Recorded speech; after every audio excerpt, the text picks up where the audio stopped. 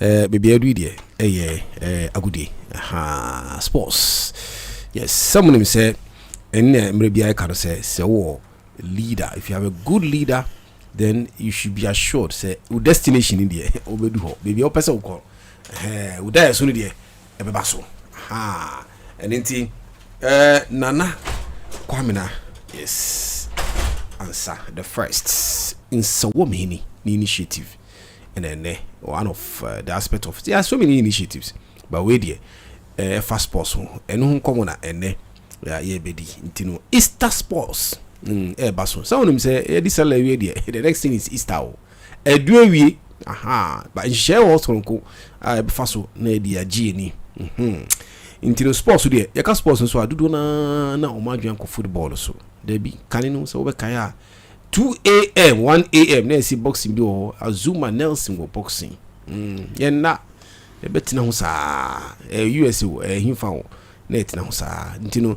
yaka sports is your friend saying a lot of activities here or maybe a table tennis and swimming ni na no eka sports no ntino empenyimfo pa amoda sa ejumade yi ano Nsawam hini and chairman of this particular initiative ntino yawo Mr. Samuel Osei entry, right?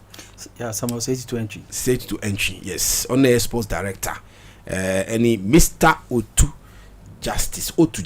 Yes, sir. Yeah, and also no the assistant sports director. Ntino you know everybody sa enkomoyi efa sporting in the Nsawam and it's adjoining neighboring communities ni na say be betimi de ho ashim na de any gene say sa initiative any say bia ba na be gi ani kwa na yasa kwada wo da bi bibi papa wo ho something at the end of the tunnel ntino ene hu nkomo na ye pesam nyina mo hye so ntino awufo guardian taking care of someone be mindful esam ntie because the be film abai adipa no ebia na akofiri mu fie nti ene hu nkomo na ye ni empenyifo ebedi nti ma memfa mendikan ma Mr. Samuel Osei to mendikan ma na akonya openya kwaba yo bibia aboko de ya hwehwe mu saa seche my busy ama up and down ya semo we twin wa na we so twin wa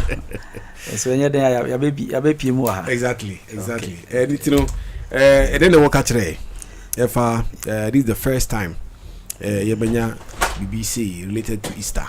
Okay. You nia dikan ya beda obo ade Nyankopon ase.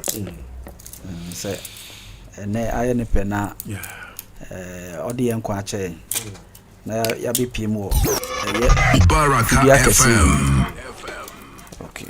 Enu fiwa ne tosumienu ya di asede di ho bema ya ye hene na nakwa amana nsa the first Nsawam hene enam ne nisu ade hunu na ama ya be piem wo ha na no pe ya no ba be twetwe nkomo kakra na ya tiefo nso anase ye manfo atene a ye pese ye kan ase ti anope de hu ye wa ha emse na ase no ye di kan de amon nti ya de nia aka wo echi nso be den ebetu atua so I think say ye ba ha maybe amiti e bi manche bia no be di nkomo concerning ye hene na nisu adi hu through sports our person de boa ya mabunu no both ema ne mema nyina enye football nko a or other sports disciplines no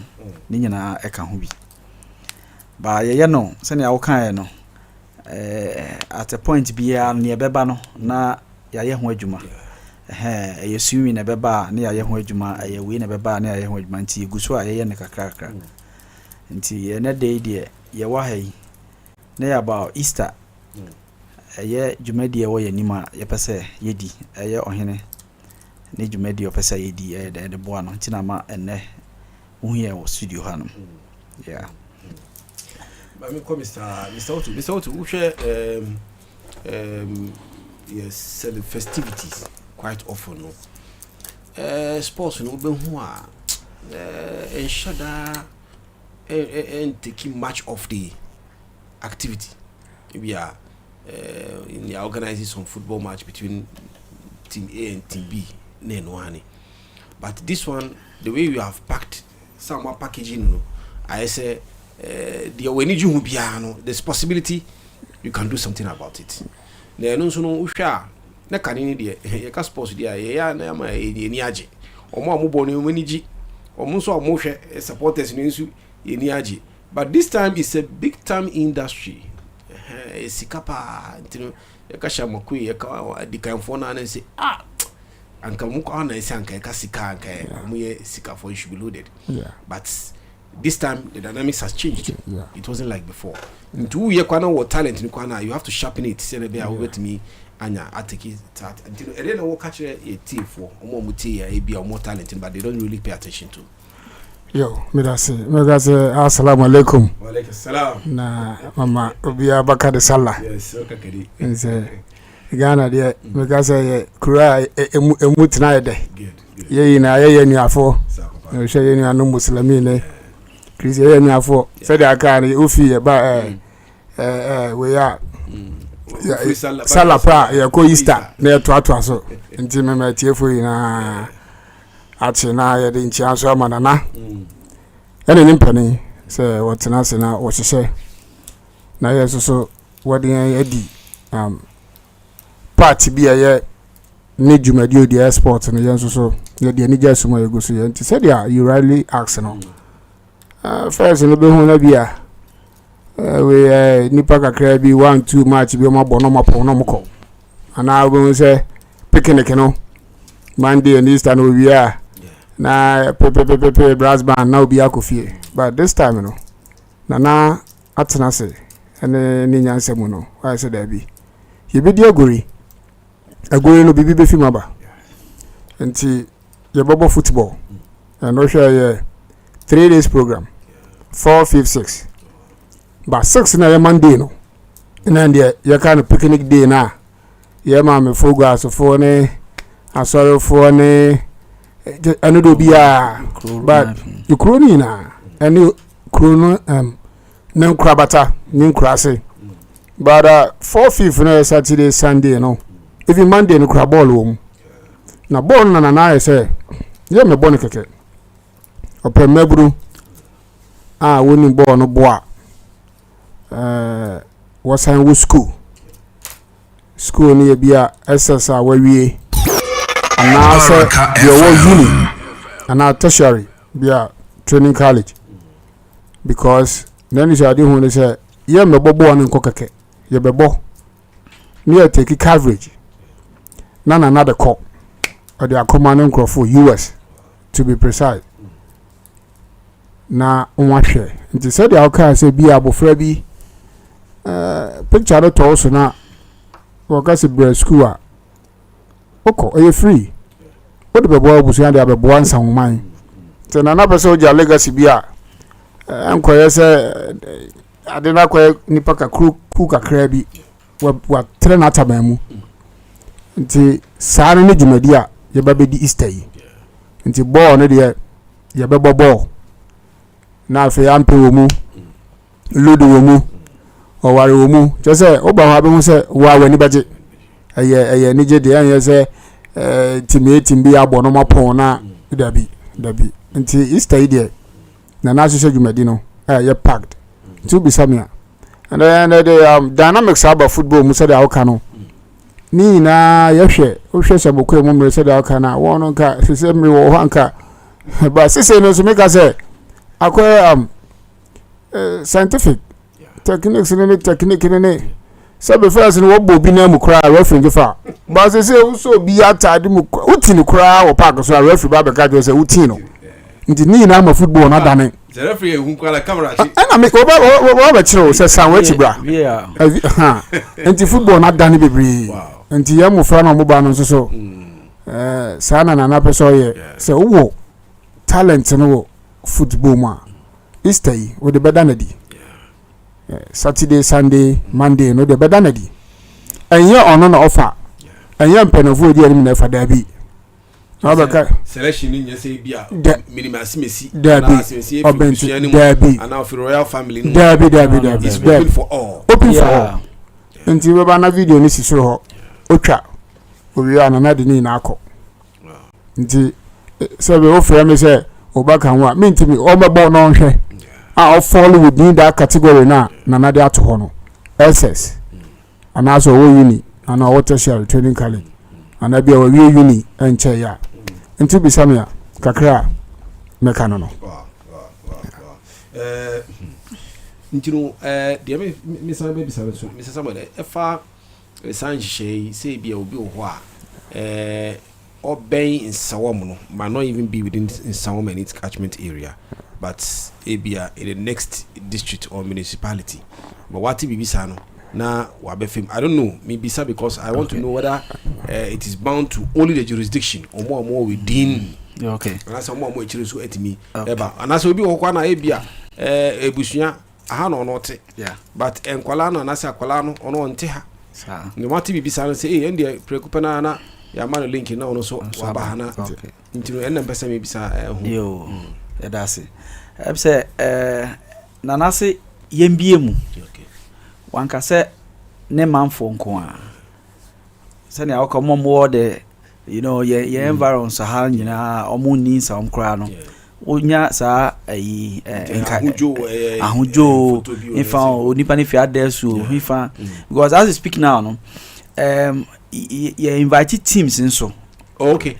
It's not only individuals. No, you can come as an individual. Okay. You can also come as a team. Okay.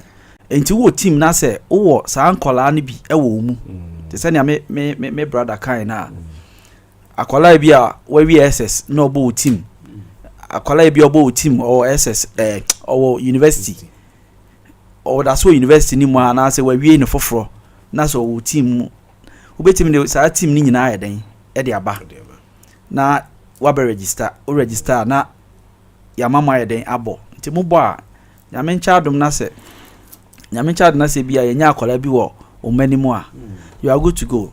Me no ka say teams bi fi asaman ka say e bi fi abri e bi fi mampon e bi fi nkran e ba nti na nya Nsawam nko a ye bia mu and this time say na yoka no e football and ye ho adwuma e Easter way after Easter no ene ma foforo nso ye den e wo echi a e de beba nti ye bia mu na na se ye bia mu mo bia but ye be sere say category ni e de ato ho no ye be sere say omo mfanye adwuma maye ye ni say nya den a e bi besi but ye case so say must go through the impact you ye pa kwala boy VSS a oko school men ko fake nyama bia ma Debi wa won ko SHS no Debi unko men ko fake ma picture sa ebe daddy nti ebe sere wonya ye sa pe a o chance na no a block no ye will be wo honom a enye school ne de fa okay ye will be wa a professional ankasa nti eno no nko school ya ho hia eno de emfa ho eno de wo bonus we professional but what must say but we no omu rescue mu nti na ehia sa afo no nti ebesere teams na de omu teams beba no omu make sure say omu wasa afo ni bi ya Baraka FM ebe boy nti ebesere okay medical crab so me brad ne so say de oka no ma ya ka no fa ne say ya yimu dabi won so womre wo ho aya no ka say na nakra ma akonya ma binum ene na baabi wa ma yedom akọ baabi nti yesre na yimu ya dabi se bi obi woni bo bad oso onko school anu nche say wayi ototwe dabi to bo ase ani tunu e woni hihye ene hihye thank you ni hihye ho ayi so bi tepe obega say oh ene menko nso na ase aka na ase but no talent no won hihye ho amre pamu no ombehu the ameso so bi emini say teams na aye wo yen community ni mu no won sabeka won letter say official nti yen we fi won bi on bete wa say oh on ba be activity bi bad ye be ba won na ase na abesoma yen wo ho they all participate. There were second division teams, third division teams. Oh, Nsawam adwajui. Bebre. Minim kra minim be second division teams 4. Yeah. Third division teams be 3. and go enya 7 yeah ebi be fi every mampo aba nti teams no won get ready na na be soma won na ase na nwaba nti be won se ebe ma dwumadi no ayen hihye so fefefe omo am be ba individually no wo ba ye be group won kama the teams no so ba bo se team ni na ma dwumadi no esa akoy medi no ye ebe ye hoi there be na so pese bibia well organized. Well arranged. Yeah, indeed. Okay. Now, eba no omo individuals. Omo tie no. Ebia, what is the registration process? And I say, what's the deadline for ebia obi a person participating? Because I will say formal no, which means I say undi Canberra na munye share and sana sadanu edu. The American say, "Are free?" Yeah. Okay, registration because any okofa form there be. Undi form be afa wa ha. And until the Erica say, yen did ya na nancy send out to no so. Say, oh, fall within that category now. Numbers in the bebano. Whether you just call Nabra Methodist Park and so on the 3rd, on the 4th, on the 4th, 5th, 6th, you know, Braho. Or then foul certificate to be a mature and there be men foul SS certificate to be a mature. Oh, bra. Trust yourself, and I do requirement who say category now can you fall within. Nabra obeto yan said ya enim hihye no number 2 from the monjira ha no mate ye be group obi a benya biabo eno ane hihye no nti me mo be ngin say registration there be a free asem bia ni ho sikatua bia ni ho bra na bebo me ye hwe.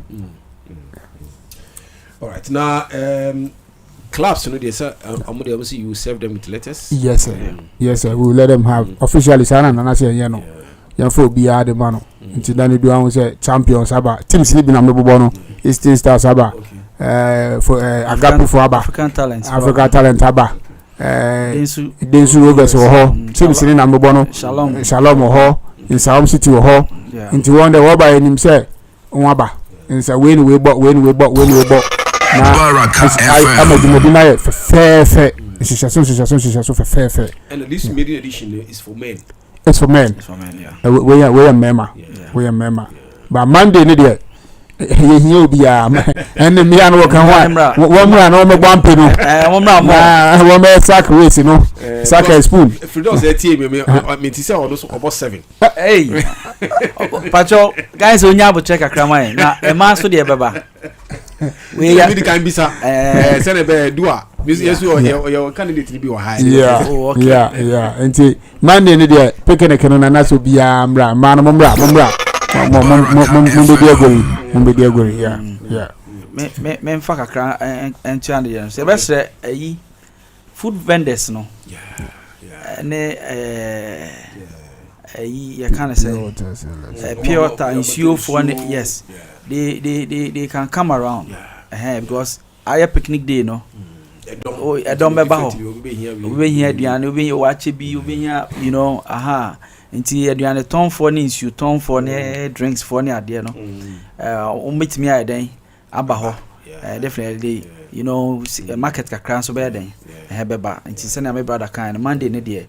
A crew many in sorry near dinner. Because of her celebrations, I don't know the arrangement or with regards to security and a tax force and our more volunteers. Ubisha, oh yeah, right. Just say they will be BM and cattle yes a bad nut home. We will be so the iron is yes or Abefa phone. A man tries of Abefa phone. Yeah, cut the security arrangement in Shell bad. Member who before be back. And now before be bottle water crackle. Last week, you call a salary your national mosque. Okay.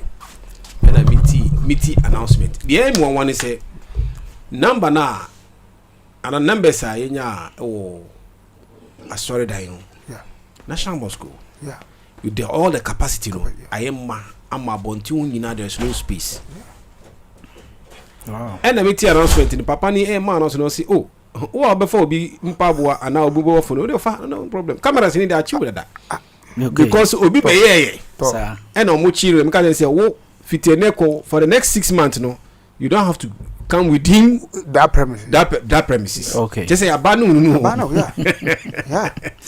Oh, asa na dia de no. Oh, can say hey, which means cameras there oh nyina no is function is working. Yeah. And the unkofo nim ni say you can run but you cannot hide. Yes. Camera ni chiu na chiu. Acho. Untimi ye bia mani ye. David. We say the American open o ka be so. Member say. Yeah. Ye gi ani nti wo so be fa ho. Yeah. Aba be we nkokọ da bi. Mema I feel near police that thank you because police for Lankasa be participate bi be Easter celebration you know o de bray o de yere ho na bra o de bo mo ni na ba mema ho because so share mpenofo be ba ho oh hene wo ho ne mpenofo ho house of the room yes ho MC yeah police commander prison commander into no yeah mema yes yeah to trust them dabi mebru no yesra mo especially to be okita moto no be say wan ba bebre mo mra mo ba jumoni bad memba say obeye bibi bone dabi ne ntokwa na we akame na ho na ba be shi obi adabi we ya nije nti ebaji ya ni akọ memfa basabasa bi amma ho dabi now in terms of categories any selections process age mbata ho age nka ho like some kano is only for those who are in SHS and solution university and also those who have completed so share criteria na dey to ho na you can see the ages like all this we know within a particular range yes and you know definitely obi ni junior or 40 years and only be an adult yes but they all say graduate school na quantum until bit maybe university at the age of 20 19 that's true obi SS 13 years 14 until you nim you can you can foresee say yeah they all it is a football age you say any and you say the Ghana card is ultimate sana mani say first ni dey can obeka and say okay and I say wa kwasisa but say Ghana card no are recorded biometric enya dey obetimi asisa yeah and nti na ka say bro ni dey say na the video e ko na bro ni no hu say opani ono hwehwe wa right away you go school the document will show say I think say ABC war certificate so until you catch me say what 10 never now what 20 the document in front of you know it will prove and me na make say oboa no correct yeah film so yeah the letter be kwakoma Muslims community no okay ado ajiri zongo dem chrome letter ba koma mo dem chrome ya de obia de be ma no yin obia mfim na say obia ya involve yin nyina ya nipa ba ko nti say yeah I was say de obia ya den account and it's even good you know one say quite often no discussion nyina no obi ho otie but say obeto anomo I make it you know so we quite be na discrimination but some okay na what's the letter cross the which means it's now open bibi na chiwa junka obetimi abisa na clarification amamo no because you don't know be an opportunity no a chance no na copy e wo one side and I say tradition no so timi ma say na say dia nipa ni bia edin into with this letters in a kwa a Muslim girl or the show jihad show